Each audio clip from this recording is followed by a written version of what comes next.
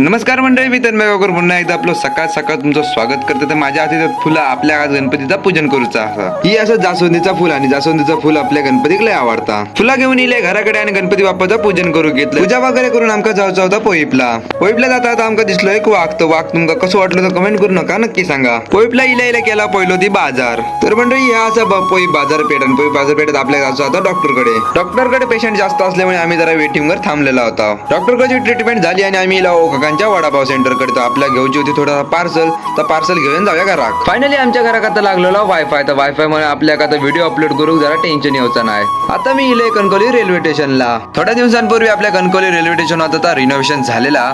सिंधुदुर्ग मधील कणकवली, ओरस, कुडाळ ही जी railway station होती ती रिनोव्हेशन झालेली आहेत. इकडे देवगड तालुका व वैभववाडी तालुक्यामध्ये फिरण्याची पर्यटन स्थळ होती, तिचे बॅनर लावलेले आहेत. जुन्या रेल्वे स्टेशनच्या बाजूला एक झाड होतं, झाडाच्या खाली एक मंदिर होता. आता त्या ठिकाणी एक झाड कट करून ते झाड